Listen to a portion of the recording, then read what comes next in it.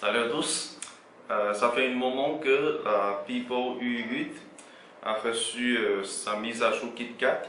Donc c'est peut-être une tablette, la première tablette chinoise qui a reçu cette mise à jour de Android 4.4.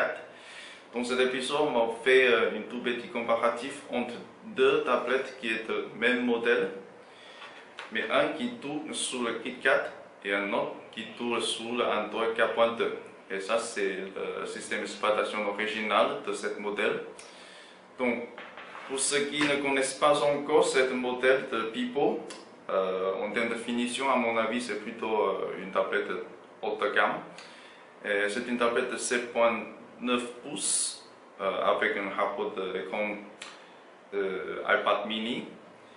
Et là, sur la taille, on a un objectif frontal de 2 mégapixels et auto. On a la caméra qui est 100 mégapixels avec le flash, ça c'est avec autofocus la caméra. Et pour les connectiques, on a tout ce qui est de classique. Et aussi on a un design qui est plutôt pratique, c'est le bouton des échappes. Donc là, on va voir ce qui ça donne en termes de ce changement de système. Est-ce qu'il y a des améliorations concrètes? Alors on attaque.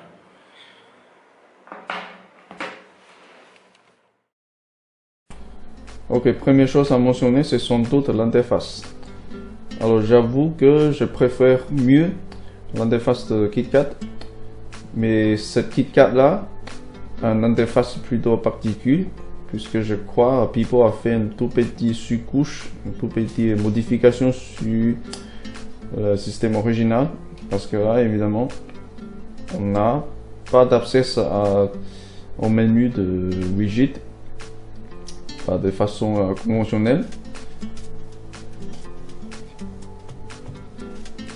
Ok, ensuite on passe à galerie pour voir comment ça se charge sur les deux terminaux de photos.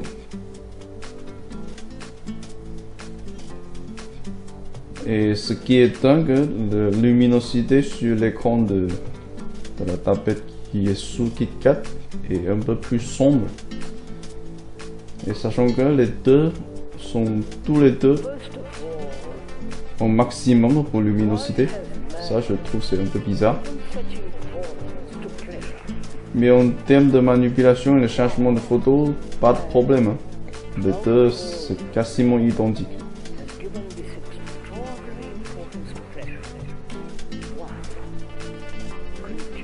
Ok, là je crois que je comprends pourquoi ils ont fait un bouton physique d'échappe. Qu'est-ce qu'ils ont vraiment doué ces gens chez Pipo là? Ils ont vraiment mal foutu la taille tactile de cette tablette. Ok, maintenant ils sont tous les deux sur leur page perspective de la configuration. Et là sur KitKat, ils vous proposent une nouveauté, ça c'est le cloud printing. Ça j'ai jamais essayé, même pas avec ma Nexus 7. Et pour ce texte, on n'a pas le moyen pour le texter. C'est dommage. Alors, pour la langue, la sélection de langue c'est complète. Ils ont même le chinois traditionnel. Donc le français, c'est pas une exception. Et à part que ça, pas de très grand changement radical pour le KitKat. Au moins, c'est pour la Pipo U8. Et là, sérieusement, j'ai du mal à prononcer le nom de cette tablette en français. Ça, c'est un peu bizarre, U8. Ok, là, je crois que je comprends pourquoi ils ont mis un bouton d'échappe sur la tablette. Et apparemment, la taille tactile, c'est vraiment mal foutu. Je trouve ça quand même énervant. Ok, je pense que le score Antutu a tout dit s'il existe des améliorations ou pas. Donc apparemment, ce KitKat là, c'est pas très optimisé. Sinon, son score doit être supérieur à celui de Jelly Bean. J'ai l'impression que cette mise à jour pour la Pipo U8 c'est plutôt expérimental parce que c'est pas très optimisé. Là, comme vous voyez, le score de KitKat en termes d'entrée-sortie, c'est beaucoup moins bon que le Jelly Bean. Ça, c'est pas normal. Donc, apparemment, il doit y avoir beaucoup de travail encore à faire pour apporter des réelles améliorations. Mais nous allons quand même continuer ce texte pour voir les autres aspects. Ensuite, à un tour, on passe au carton pour voir si le score a changé, si on change le logiciel de texte. Et pour ce texte, on va faire la mode standard. Donc, le résultat, c'est encore un défaut pour le KitKat. Voilà le score total. Déjà, ça c'est beaucoup moins que le Jelly Bean. Ensuite, pour l'entrée-sortie, ce qui est en vert, ça c'est encore à la traîne. Et les seuls aspects sur cette KitKat qui est meilleur que le Jelly Bean, c'est la capacité de 3D. Et franchement là, pendant ce texte, j'ai pas l'impression des améliorations très concrètes. Donc vaut mieux qu'on passe à 3D Max. Et franchement pour 3D Max, je trouve que la performance s'approche pendant la démonstration. Donc là, le tableau à la droite, c'est pour la KitKat. Et à la gauche, c'est pour le Jelly Bean. Et apparemment, le KitKat a perdu à nouveau en termes de score global. Et surtout le score physique, parce que vous voyez, non seulement le score physique est beaucoup plus inférieur, mais aussi le 30 secondes pour le troisième texte sur le KitKat. Ça fait quasiment 8 images de moins que celui sur Jelly Bean. Donc ça c'est plutôt décevant. Mais en tout cas, pendant ces 3 démonstrations, les images sur les 2 tablettes sont assez fluides. C'est très agréable à regarder. Et là, comme vous voyez, le 30 secondes sur le Jelly Bean est légèrement supérieur à celui de KitKat. C'est pas très gênant en tout cas, parce que à ce niveau-là, on peut tout de même apprécier des images bien enchaînées. Ensuite, après le 3D Max, nous allons continuer notre texte avec la caméra. Donc c'est plutôt pour voir si une mise à jour de système pourra apporter quelques améliorations pour la qualité des images capturées par la caméra.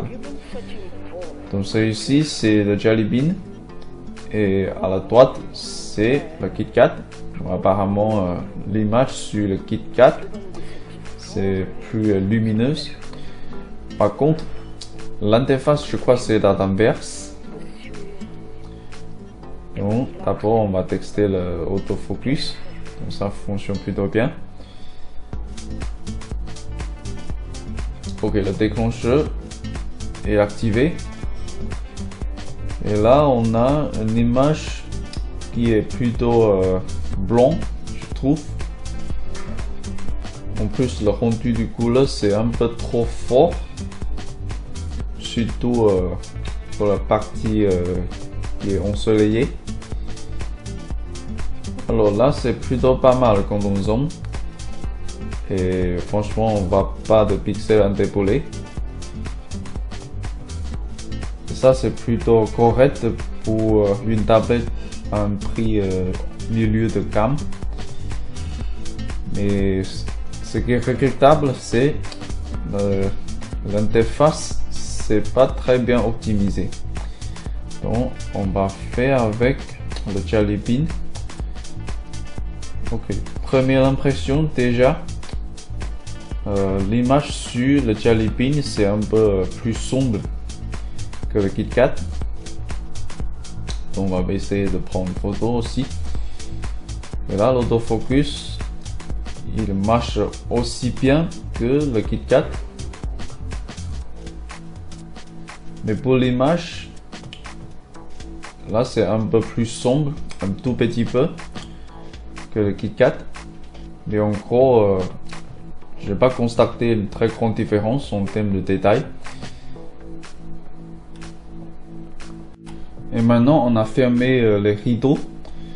Donc, ce qui est à la droite, c'est le KitKat.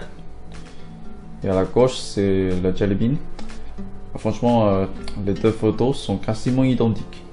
Sauf que l'image sur le KitKat, c'est plus lumineuse et plus blanc, franchement.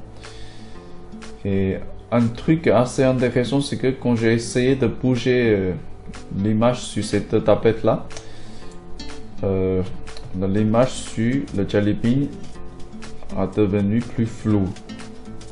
Ça, c'est une différence assez subtile, mais c'est quand même perceptible.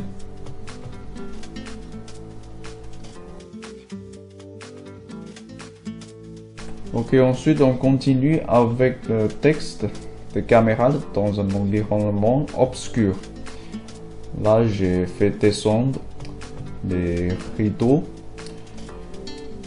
Et tout d'abord, on va faire le texte avec le Jelly Bean. Ok, franchement, le rendu du couleur c'est plutôt moche. Parce que là, comme vous voyez, c'est trop vert. Pour quelle raison? Mais en tout cas, c'est pas une caméra réflexe. Donc, je suis plutôt tolérant.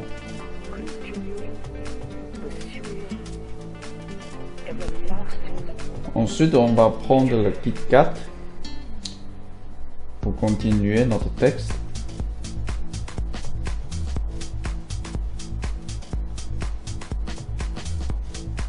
Et franchement, l'environnement, c'est pas très obscur. Parce que là, j'ai fait descendre les rideaux qui bloquent les rayons. Mais quand même, on est dans pleine journée. Ok, franchement, ces couleurs vertes et aussi ces crèmes, c'est encore là. Et apparemment, la photo faite par la KitKat, c'est beaucoup plus moche, même, que le Jelly Bean. Donc j'espère que le constructeur a bien tenu compte de ce problème et il apportera les améliorations d'après. Ok, autant pour la caméra. Maintenant on passe au texte Wi-Fi et aussi le téléchargement de pages web. Donc là, franchement, je trouve que en termes de la réception de signal Wi-Fi, les deux s'approchent. Mais là, regardez un peu le petit écran qui est à côté. Quand j'ai essayé de promener un peu dans notre bureau là, le signal de Jelly Bean reste un peu plus faible que le KitKat dans la plupart de l'endroit. Mais la puissance de signal s'approche. Et ça, c'est plutôt une différence quand même faible. Donc là, on va essayer de charger une page web. Et tout d'abord, on va vider la cache. Et sur cette table-là, les deux tablettes jouissent de même débit, franchement. Et là, je trouve que ça, c'est plutôt une condition idéale pour faire un comparatif. Donc d'abord, après avoir vidé la cache, on va essayer de charger une page de eBay. Déjà, il est bourré de photos. Donc, dans ce cas, évidemment, la KitKat a encore perdu. Comme vous voyez sur la Jelly Bean, quasiment toutes les photos sont affichées. Et franchement, jusqu'à ce moment-là, la Jelly Bean a achevé le chargement de la page. Ensuite, on va encore essayer une page de CNN.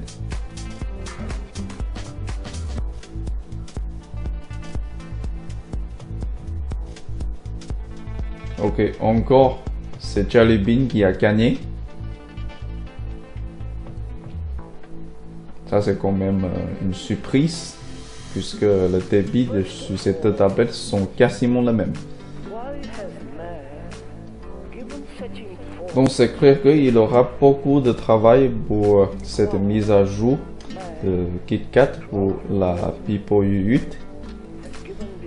Et surtout pour Wi-Fi, il faut qu'il fasse très attention parce que une tablette avec un Wi-Fi très faible, ça peut être considéré comme un produit complètement échoué.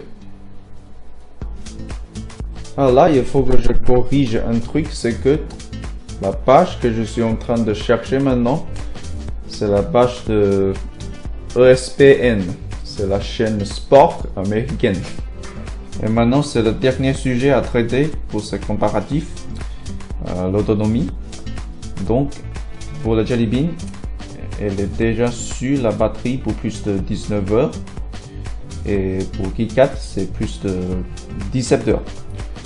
Donc, la charge, maintenant, pour les tablettes, ça s'approche. C'est une différence de 5%.